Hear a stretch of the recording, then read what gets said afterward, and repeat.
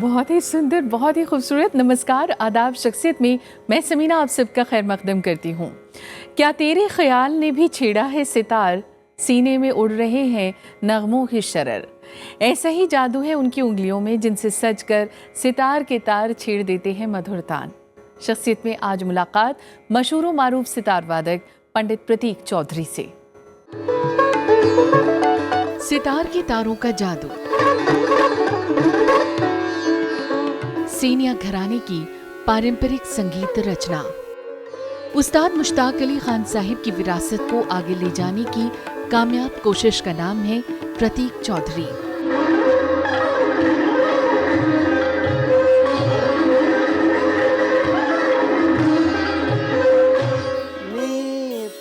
मशहूर सितार वादक पंडित देबू चौधरी के घर जन्म लिया इस अद्भुत प्रतिभा के धनी सितारे प्रतीक चौधरी ने।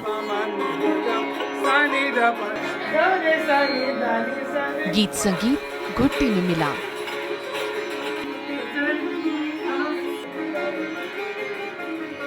अपने पिता के गुरु उस्ताद मुश्ताक अली खान साहिब से भी सीखने का मौका मिला, जिन्हें प्रतीक दादा गुरु कहते हैं।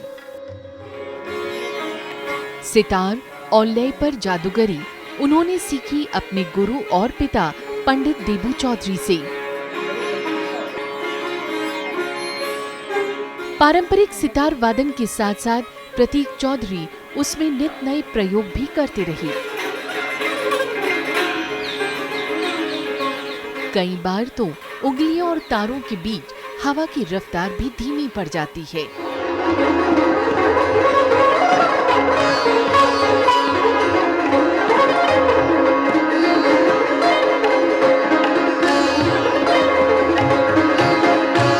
अपनी इस संगीतमय यात्रा में उन्हें कई बार मौका मिला पिता के साथ मंच साझा करने का, और ऐसी शामें दर्शकों के लिए हमेशा यादगार रही।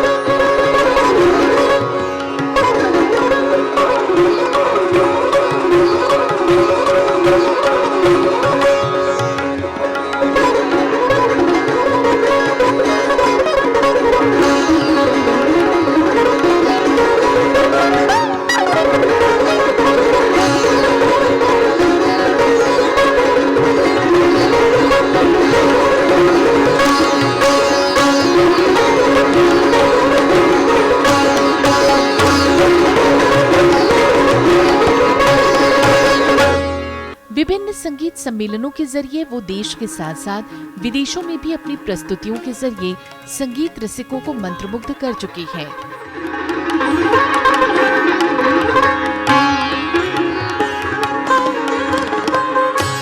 सितार्स ऑफ इंडिया, सितार एक्सटेसी और सितार रिसाइटल जैसे बेशुमार एल्बम्स संगीत जगत में अपना एक अलग स्थान रखती हैं।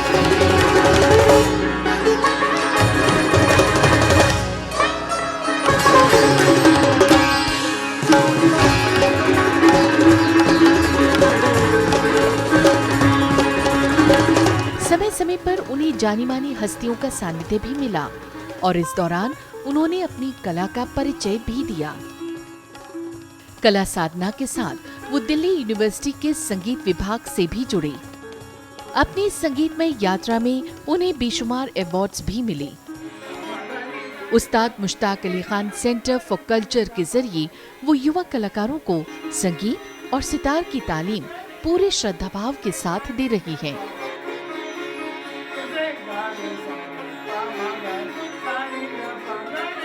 बहुत बहुत स्वागत प्रतीक जी प्रोग्राम शख्सियत में आपका। बहुत अच्छा लग रहा है आज आप हमारे बीच में हैं। शुरुआत आप ही के अपने बचपन से करना चाहेंगे। संगीत आपको घुट्टी में मिला, पिता आपके बहुत बड़े सितार वादक रहे, गुरु आपके दादा गुरु भी जिनसे आपने सीखा, उनका भी सितार की दुनिया में एक बड़ा नाम रहा। इंस्ट्रूमेंट का शौक़ हमने सुना आपको बचपन से रहा, बोंगो, गिटार, पता नहीं क्या क्या आप इंस्ट्रूमेंट्स के साथ खेलते रहते थे। कैसे याद करना चाहेंगे अपने उन दिनों को?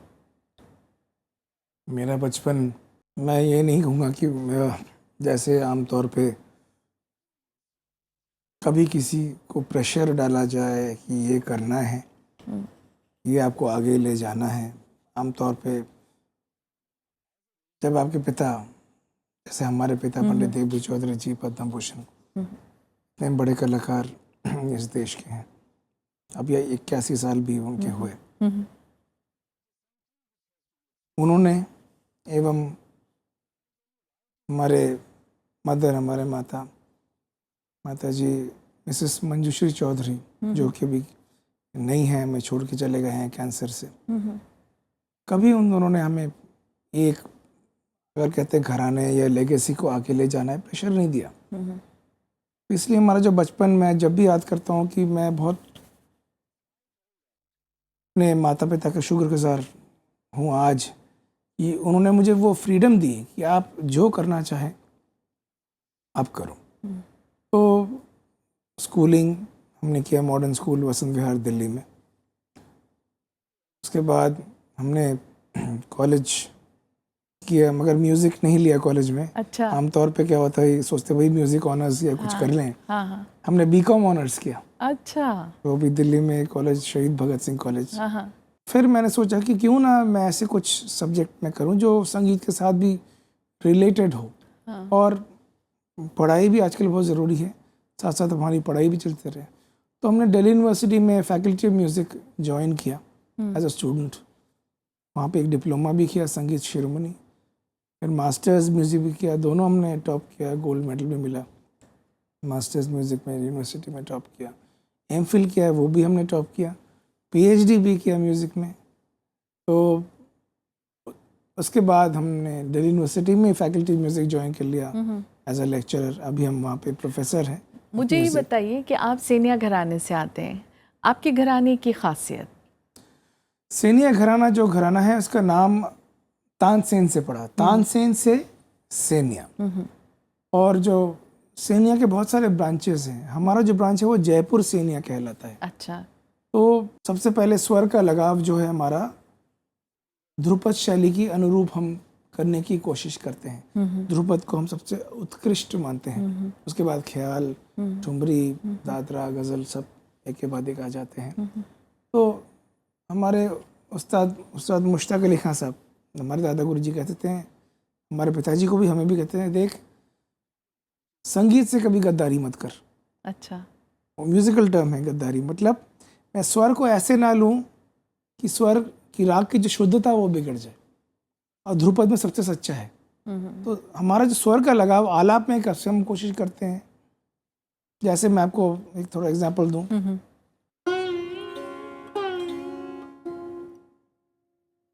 ये तरीका, अब मैं इसको ऐसे भी ले, मुड़की कहते हैं। तो मुड़की खटका ध्रुपद में कहते हैं अवॉइड कीजिए। अच्छा। तो हम जहाँ तक कोशिश करते हैं इसको अवॉइड करें। तो एक तो ये बात होती है कि आलाप में हम ध्रुपद स्टाइल के अनुरूप आलाप में जो स्वर की शुद्धता वैसे लगाएं। दूसरा, जो गतों के बारे में, अगर राग के बारे में आते हैं, हम लोग विलंबित गत नहीं कह के हम लोग कोशिश करते हैं कि मसीद खानी गत बजाएं ज़्यादातर। अच्छा। मसीद खानी गत वॉज स्टार्टेड बाई मसीद खान और मसीद Sen, who was related to मियां तानसेन। उनके फैमिली में मसीद सेन, एंड वो मसीद खानी गत में खास बोलों का होना ज़रूरी है। अच्छा। अगर हम नहीं रखते, उन बोल पैटर्न्स को फॉलो करते हैं, हम लोग बोलते हैं भाई विलंबित गत, और 3 ताल में बधी होती है। अब मैं एक एग्जाम्पल आपको छोटा बजा के सुनाता हूँ। मसीद खानी गत में क्या बोल होने चाहिए, दिर दादरी दारा दादारा। अब जैसे झंझोटी राग मिलाया हुआ है, उसमें ही आपको छोटा सुनाते हैं गद इसको।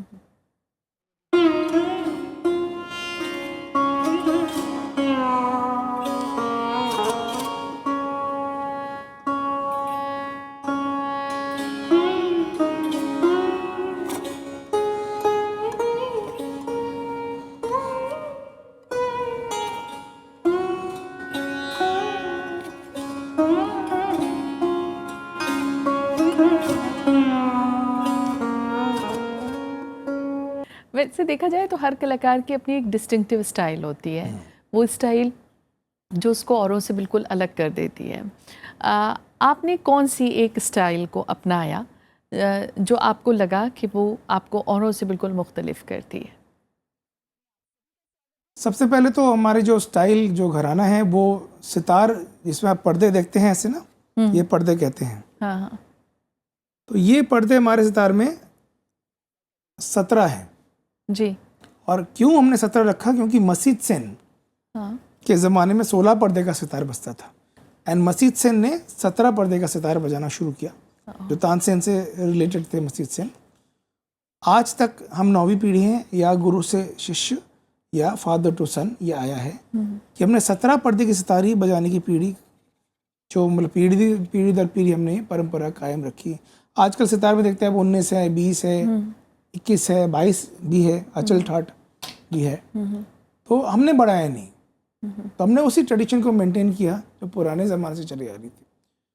फिर ट्रेडिशन के साथ साथ अगर आप अपनी क्रिएटिविटी नहीं दें तो आप दुनिया में अपनी छाप नहीं छोड़ पाएंगे। बिल्कुल।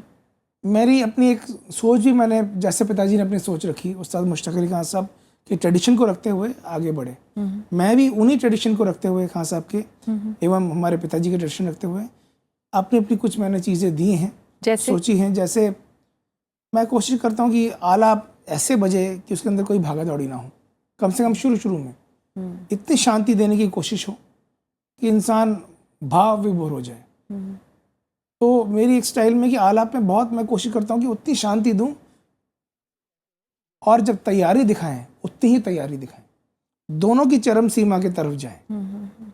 तो गाना बजाना का मकसद क्या है कि एक दूसरे के, या आप दूसरे के दिल तक पहुंचो। बिल्कुल। जब तक गाना बजाना आपके खुद के दिल को ना छुए, दूसरे के दिल को कैसे छुएगा?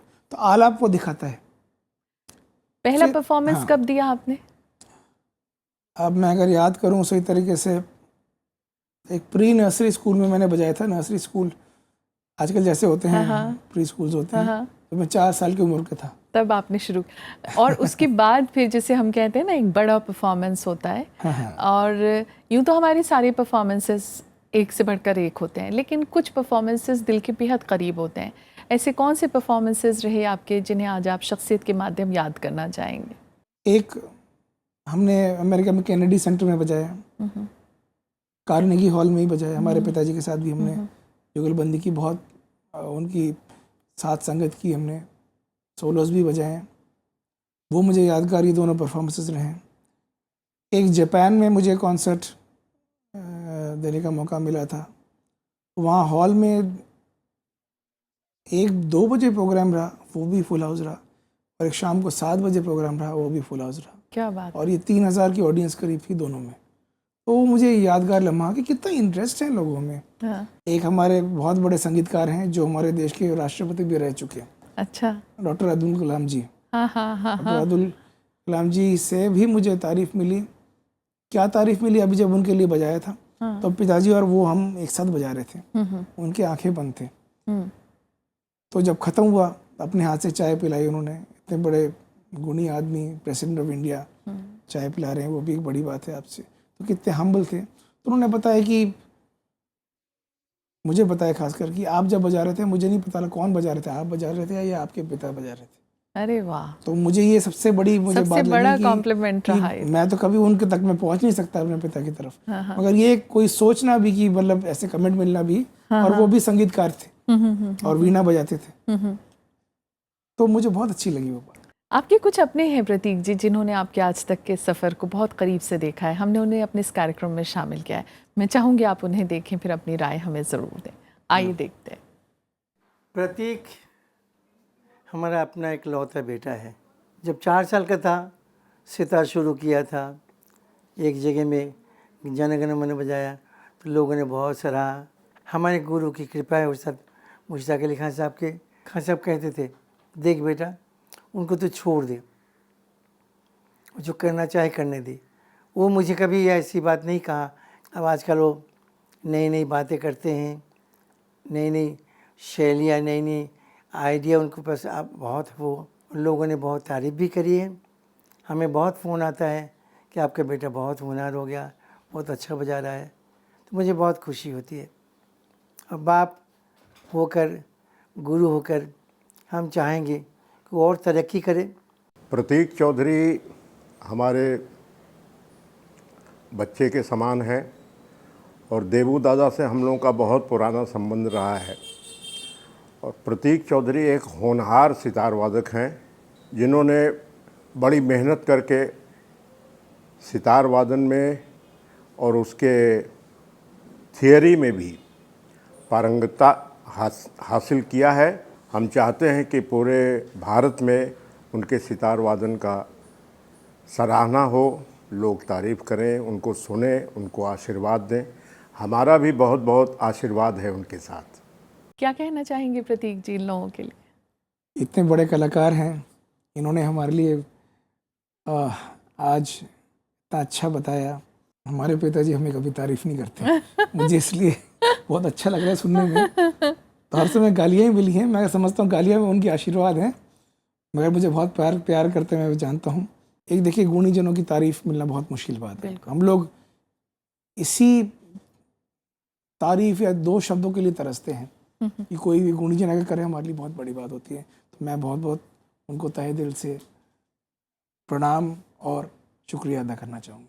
आपने कुछ ऐसे प्रयोग किए जिनका चर्चा विश्व भर में रहा, उन प्रयोगों को मैं आप ही की ज़बानी अपने ऑडियंस तक पहुंचाना चाहूँगी, जो आपकी पूरे करियर में एक मील का पत्थर भी है। देखिए, शास्त्रीय कलाकार या साधक कह लीजिए या स्टूडेंट कह लीजिए, as a student of music तो हम हैं ही, क्लासिकल म्यूज़िक का कर रहे हैं हम लोग, कोशिश कर रहे हैं, कर तो नहीं सकते, ये बहुत दूर की बात है।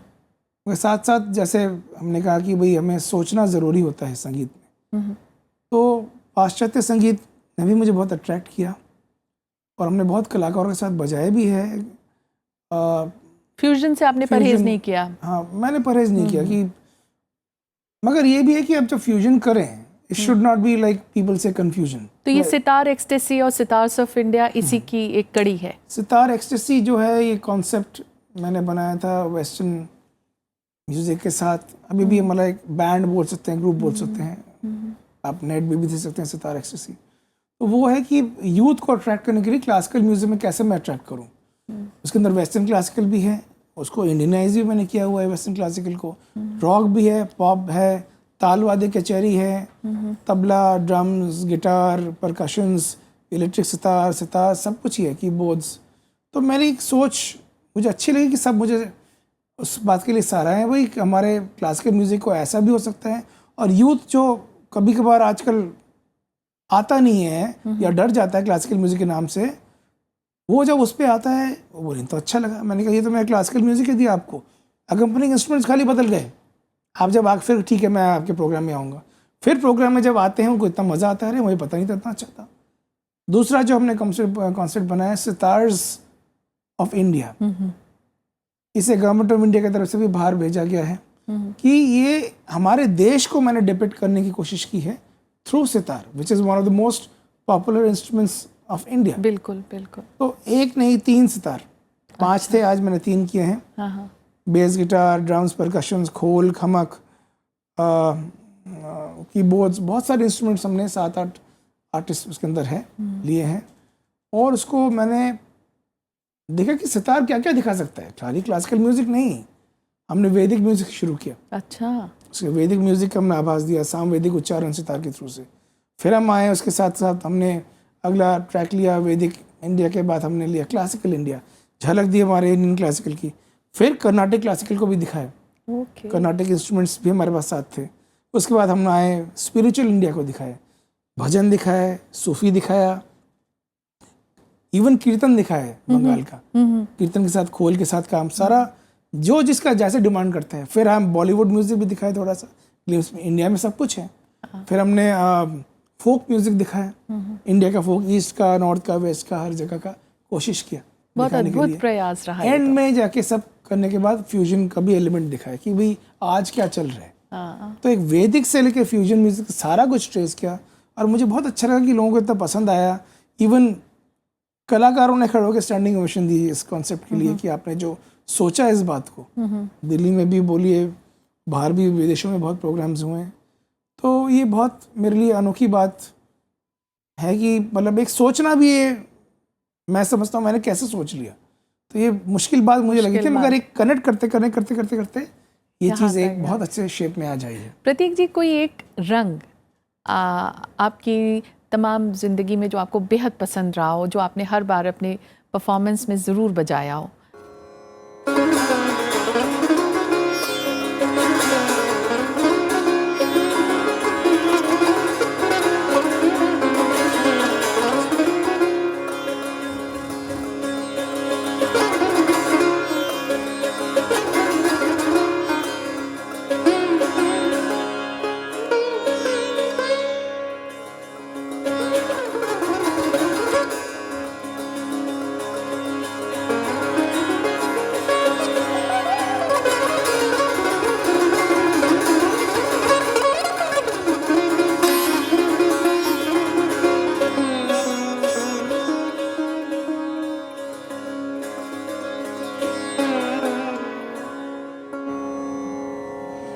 प्रतीक जी, कुछ और लोग हैं आपकी ज़िंदगी में और हमने उन्हें इस कार्यक्रम में शामिल किया। आइए देखते हैं उनका क्या कहना रहा, और ये बहुत अहम लोग भी हैं आपकी ज़िंदगी के।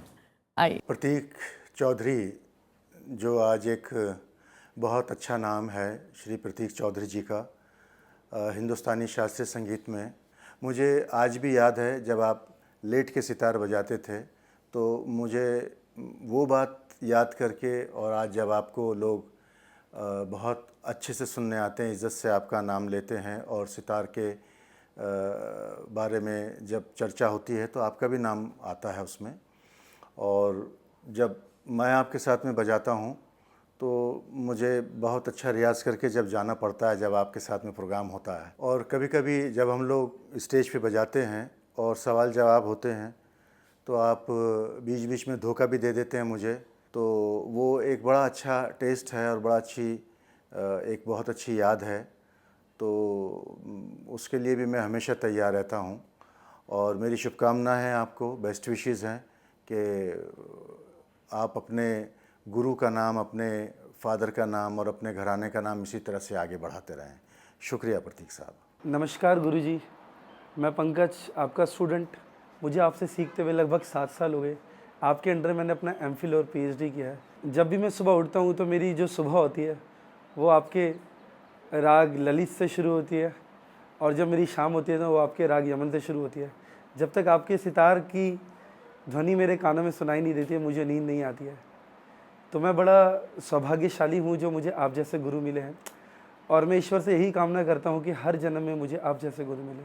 मुझे अभी भी वो दिन याद है, शायद आपको भी याद होगा, कि शादी के नेक्स्ट डे पे ही आपने मुझे बिठाया और आपने बोला कि चलो मैं तुम्हें एक बहुत ही अच्छा सा राग सुनाता हूँ। वो था राग Jhinjhoti. I was anyway in love with you और वो सुन के तो आई वॉज लाइक कि ये तो बहुत ही अच्छा रोमांटिक राग है। I wish you all the success in life and pray to the almighty that you reach the heights and make all of us very proud, very much proud. अहम शख्सियत आपकी ज़िंदगी की, क्या कहना चाहेंगे? देखिए, उनका सपोर्ट बहुत रहा है शुरू से। उन्होंने बहुत हमें संभाला है, पिताजी को संभाला है, क्योंकि हमारे माता जी गुजरने के बाद, शादी के 6 महीने बाद ही वो गुजर गई। तो उन्होंने ही सारा कुछ घर को संभाल रखा है। ऐसे मुलाकात कैसे हुई रूना जी से? रूना से, हमारे वाइफ से मुलाकात जो हुई है, लोग कहते भी कलाकार लव मैरिज करता है, मगर मेरा अरेंज मैरिज था। ब्यूटीफुल। कर्टसी न्यूज़पेपर से वो हमने क्लासिफाइड ऐड दिया था। तो लोग हैरान होते, भाई आमतौर पे सब कलाकार लव मैरिज करते हैं, आपने क्यों नहीं किया? मैंने कहा देखिए, वो डेस्टिनी है, लिखा होता है कहाँ क्या नहीं होना होता। तो फिर हमने देखते देखते इनको देखा, पिताजी ने देखा, हमारे मदर ने देखा, हमने देखा, तो हमने सबने हामी भरी कि हाँ, she can take care of the house very well. मैं इनका बहुत तहे दिल से शुक्रिया अदा करता हूँ कि मेरे लिए ऐसा सोचा, मेरे लिए ऐसा बोला, मेरे लिए बहुत बहुत बहुत बड़ी बात है। तो प्रतीक जी, चलते चलते मैं आपकी पसंद का एक गीत ज़रूर सुनना चाहूँगी जो आपने गुनगुनाया भी हो और सितार पर भी आपने कभी ना कभी कोशिश ज़रूर की हो। गीत तो बहुत अच्छे लगते हैं मुझे, पुराने ज़माने के गाने ज़्यादा अच्छे लगते हैं। जो मीनिंगफुल हो। हाँ। कौन सी फिल्म याद आ रही? एक फिल्म आई थी गुरुदत्त जी की, कागज़ के फूल। अच्छा। वक्त ने क्या किया हसीन से। ओके, मुझे बहुत अच्छा लगता है। मैं एक लाइन को बजा के भी सुनाता हूँ। बिल्कुल।